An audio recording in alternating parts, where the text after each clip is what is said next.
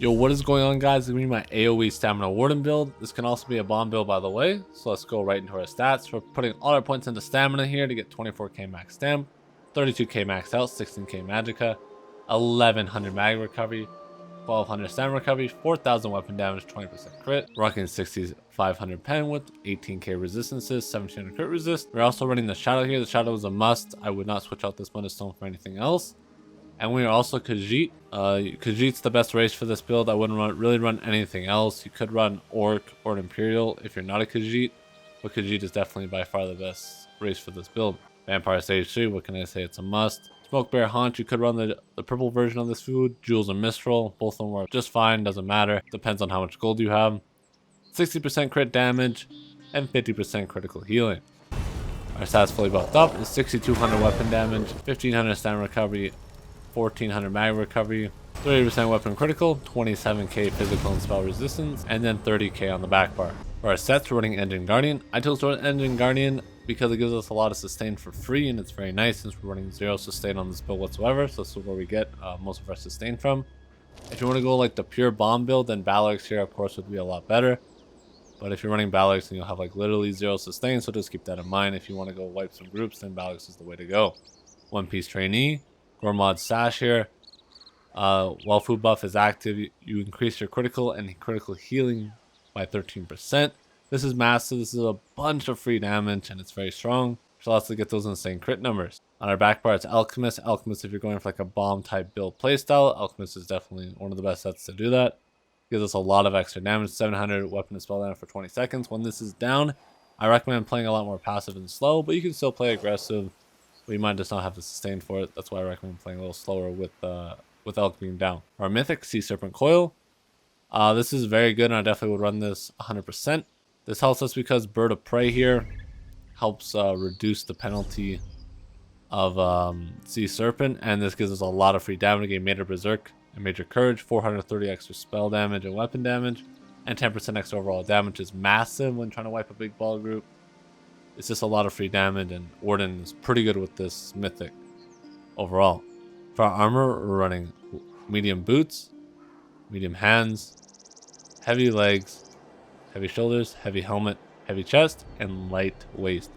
Gourmands, you want to put Gourmands on the waist piece since it is light, and the waist gets the least amount of armor, so that's why you want to put the light piece here. For jewelry, it's all infused weapon damage. For our traits, we have Impen on our boots, waist, and hands, and then reinforce on our heavy pieces, which are our legs, shoulders, helmet, and chest. All prismatic glyphs, by the way. All infused weapon damage. Sharpen, Nerdhone, disease, and flame damage. You could put poisons here, totally up to you. I just don't care to craft poisons on the PTS, so that's why I don't have them.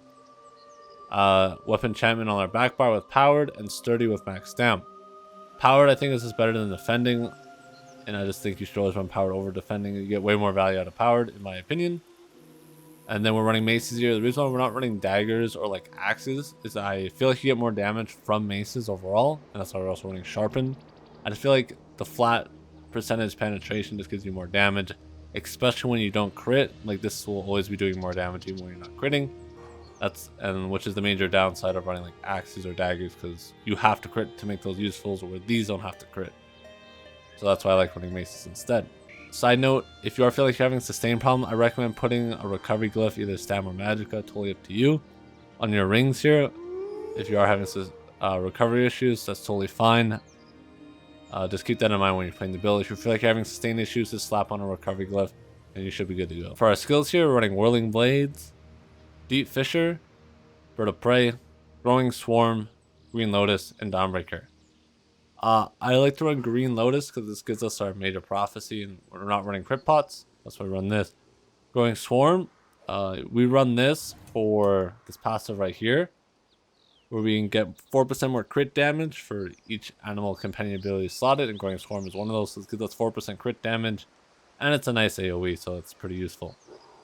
Deep Fissure, it's insane. You get an AoE Major and Minor Fracture debuff, that's insane, and then the Spin to Win, and what else can I say there? Onto our back bar, Ice Fortress, Leeching Vines, Resolving Vigor, Blue Betty, Polar Wind, and Enchanted Forest. So a couple things you could switch out is Sword and Shield ult for Enchanted Forest, Up to you, personal preference, 100%. I recommend running this morph because you don't need the stun, since we're just going to be wiping people with Dawnbreaker. But if you do want the stun, the other morph of this works just as fine, but I just don't think I need it, so I just like running Polar Wind instead. Then we're running Blue Betty. The reason why I run Blue Betty is because I can weave in heavy attacks to sustain my stamina, but I can't do that for my magic. So that's why I'm running Blue Betty. You could put something like a magical recovery glyph here, and then run the stamina morph of Blue Betty. Totally up to you. You can customize that however you want. But that is why I run Blue Betty. It's because I can use heavy attacks to help sustain my stamina, where I can't do that. And then Vigor, nothing else to be said. Leeching Vine, once again, you can go another morph. You can go the other morph if you want completely. But that's totally up to you. If you want to get maximum crit damage, by the way, you can run Race Against Time here to get minor force. But I recommend is playing in a group and getting someone to give this to you would be pretty nice. Because I really like Leeching Vines because it procs this passive 100% right here. It basically guarantees that you're always getting 250 magicka or stamina every time you get hit, because you won't always be proccing Green Lotus. So this gives you a lot of free sustain just using leeching, and it's a very nice heal. That's why I don't like taking leeching off. It's very good. For my blue CP, I chose to go maximum damage because why not? We're full damage build, we might as well go full damage in our CP passives. Increases your critical damage done and healing by 4% per stage. This is pretty nice. Increase your critical damage done by 10% when flanking, so you have to be behind someone, but you can get this up, especially if you're killing a bigger group. You'll definitely be getting a flank on somebody in that group, so that 10% is really nice. Increased damage with direct damage. This applies to all your abilities, and then AoE. This applies to your Whirling Blades, Deep Fissure, Dawnbreaker, and if you don't want to run exactly what I'm running, you can definitely get rid of the flanking one here, since this will be the least useful out of the 4 blue CPs. You can either run Ironclad here or Swift Renewal for more healing. Ironclad is for you take less damage from direct attack, so this is pretty useful, and I would recommend running this if you're trying to go like more open world solo and not try and kill big ball groups, and this would be a lot more useful than Backstabber. But if you want to go full damage, this is what I would run. For our red tree, we're running Survival Instinct, Pain Refuge, Sustain by Suffering, Fortify. These are the 4 best red CPs in my opinion. Survival Instinct, an insane amount of sustain. Pain Refuge, when there's a negative effect on you, take less damage, really strong in PvP. Sustain by Suffering, extra recovery once again with negative effect on you. And Fortify, just flat damage reduction, which is always very nice. Green Tree, I recommend Gifted Rider, War Mount, and Rationer, and Liquid Efficiency. I should mention, this build you will not have enough sustain in no CP campaign whatsoever, and in Battlegrounds you probably will also not have enough sustain. I didn't test that, but I don't think you'll have enough sustain with the setup I'm running. You will definitely need to put a recovery glyph on for that, but in CP you should be fine. But even if you're having trouble, I would put on another recovery glyph. It's fine, you have enough damage either way, so just keep that in mind. Alright, now I'm going to show you the damage fully buffed up and everything is proc. So our damage fully buffed out, we got a 19k Deep Fissure, 20k Dawnbreaker, and a 9400 Whirling Blades. And our growth score is 20k over 20 seconds, and 2k bleed duration every 2 seconds. Very nice, you have a lot of burst. You gotta keep in mind that we have 30% chance to crit. So if it does crit, it's gonna hit for 110% of the before damage. So if this setting 20k and we crit, it's gonna do 42k. Same with this will do 40k if this crits, which is an insane amount of burst. If both these crit, you're doing like over 80,000 damage in an AoE cluster, which is just an insane amount of damage. But the way you want to play this build is relatively simple. You just play slow until you have L Cup, I would recommend. You can put Growing Swarm on, proc leeching, make sure all your hots are up in the back bar. And then I would just use Deep Fissure, heavy or medium weave with Whirling Blades until you get like a nice poke. So let's say this is a player right, and I would wait until I get a nice poke. So he's got 60% health. That's when I would Dawnbreaker into a medium weave, Whirling Blade there, and finish him off.